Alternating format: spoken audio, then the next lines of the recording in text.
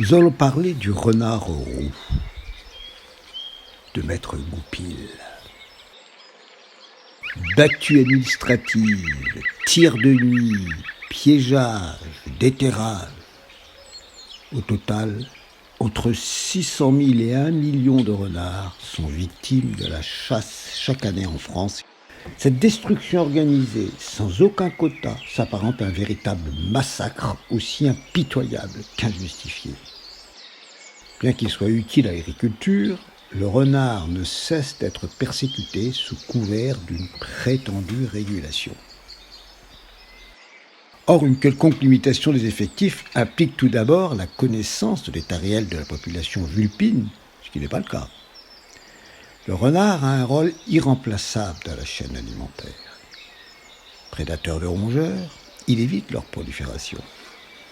Parfois charognard, il participe à l'élimination des animaux malades et des cadavres, évitant ainsi les épidémies.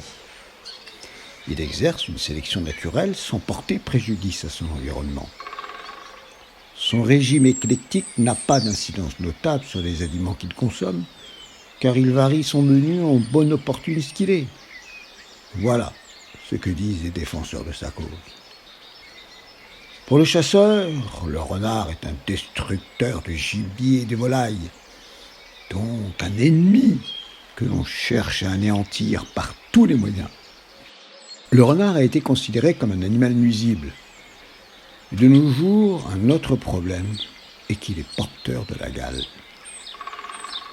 Le renard est présent dans tous les départements où il colonise des milieux très divers, de la plaine à la forêt, en passant par la montagne, jusqu'à 2500 mètres en France et des agglomérations. C'est une espèce nocturne qui a besoin d'un endroit tranquille pour se reposer le jour. Les abris choisis sont très variés. Fourrés, souches, tas de bois, ruines, ronciers et plus rarement terriers pour la mise bas.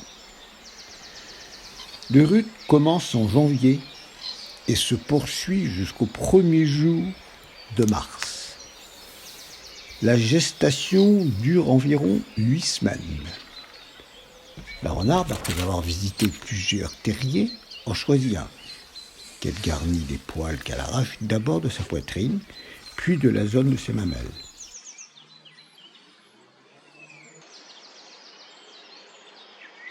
Le nombre des renardeaux est généralement de 5 ou 6. Mais il peut osciller entre 3 et 8. À leur naissance, les renardeaux sont de couleur gris souris et très passifs. Ils sont aveugles pendant une douzaine de jours et leurs oreilles sont tombantes. Leur mère reste couchée sur eux ou près d'eux durant les premiers jours.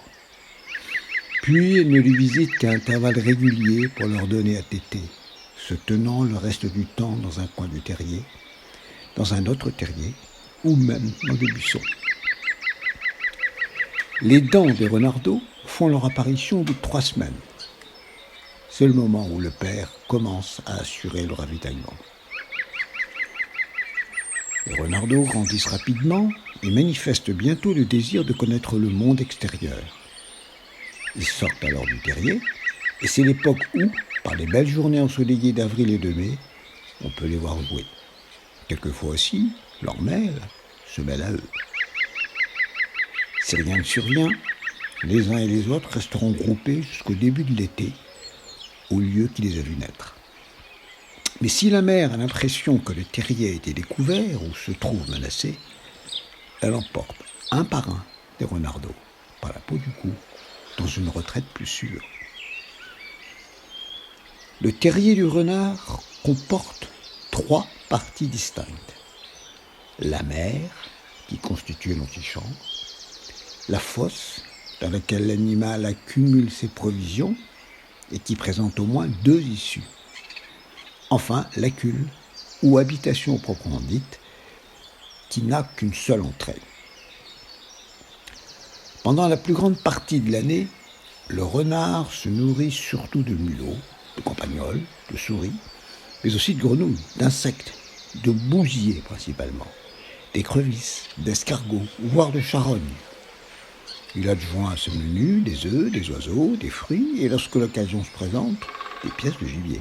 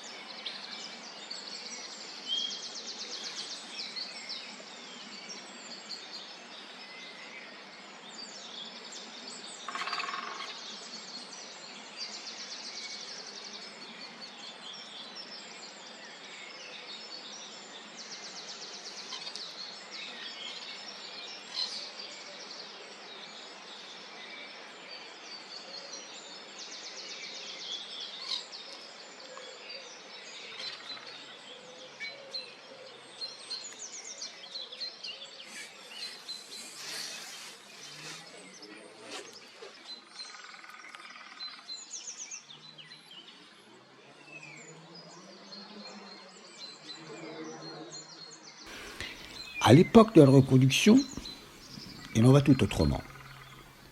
Obligé de nourrir sa famille, il s'empare de la volaille jusque dans les cours de ferme. Outre les lapins et les lièvres, il capture les faisans et les perdreaux, et s'attaque même aux chevrillards, malgré les coups de pied que lui prodiguent les chevrettes et dont il est parfois la victime. La solution pour réguler la population de renards serait donc de les laisser tranquilles, purement et simplement. Le renard n'est d'ailleurs plus considéré comme nuisible dans beaucoup d'esprits, puisqu'on a fini par intégrer qu'il a un rôle prépondérant dans la régulation de la population des petits rongeurs, et donc un rôle de protection des cultures attaquées, mais aussi dans la protection contre la maladie de Lyme, dont les petits rongeurs sont porteurs. Exit les croyances populaires du renard qui s'attaque aux jeunes des troupeaux, et pour ce qui est des poules, le carnivore s'y attaquera uniquement s'il peut s'y attaquer. Souvent, les poules dévorées sont mal protégées. N'oublions pas que le renard peut creuser. Une clôture ne suffit donc pas à l'arrêter. Le renard roux souffre encore aujourd'hui d'un laisser-aller total de la part de nos instances qui lui préfèrent le lobby des chasseurs. Comme dans de nombreuses situations, il apparaît qu'on est plus à même d'essayer de se débarrasser de ce qui nous dérange, plutôt que d'essayer de vivre en harmonie avec. Un peu comme les loups, le renard souffre d'un réel acharnement injustifié qui trouve sa solution dans un effort réel de la part de ses détracteurs pour comprendre et finalement mettre en place des solutions qui permettront à tous de vivre ensemble.